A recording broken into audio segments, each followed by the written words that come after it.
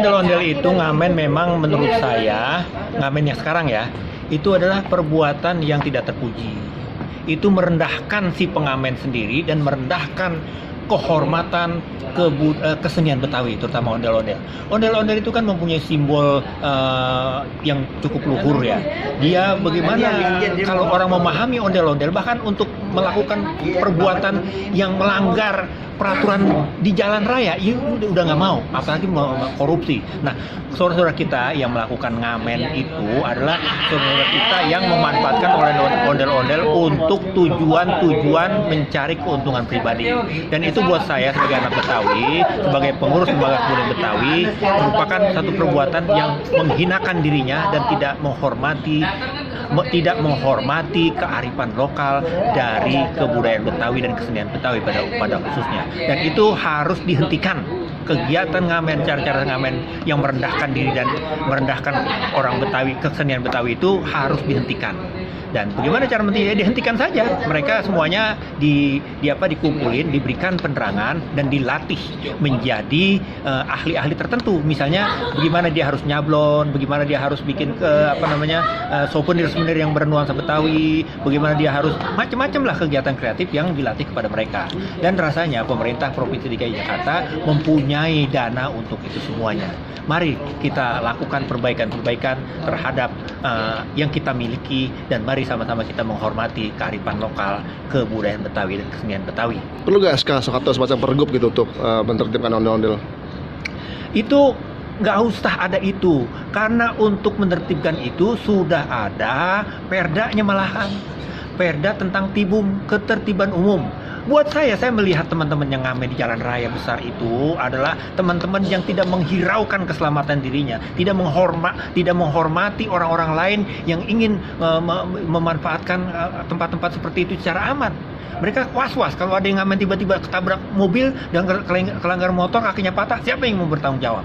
Nah ini, jadi pergub itu sudah tidak diperlukan lagi. Pemerintah daerah sudah mempunyai alat untuk itu, yaitu ketertiban umum. Itu aja dipakai, karena kalau itu dipakai niscaya akan lebih efektif rasanya.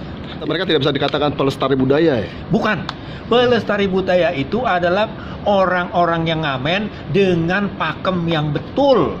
Mana pakem yang betul? Yaitu dengan sepasang. Karena ini simbol dari equilibrium, keseimbangan alam semesta. Ondel-ondel itu simbol seperti itu. Dia juga simbol pemeliharaan terhadap lingkungan.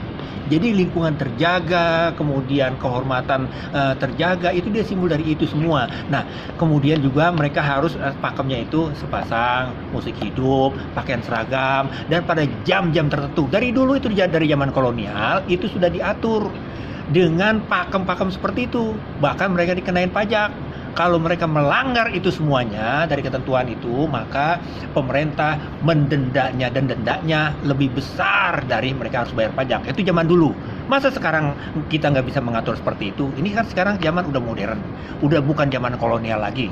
Pada masa kolonial, pemerintah Stad Batavia bisa mengatur itu. Masa sekarang tidak bisa? Mari kita lakukan hal-hal yang terbaik, tetapi juga dengan tidak menyinggung rasa kemanusiaan kita. Kita bina mereka dengan baik, kita kasih pelatihan-pelatihan dengan baik. Fungsi sanggar ondel-ondel itu adalah menyewakan kesenian ondel-ondelnya.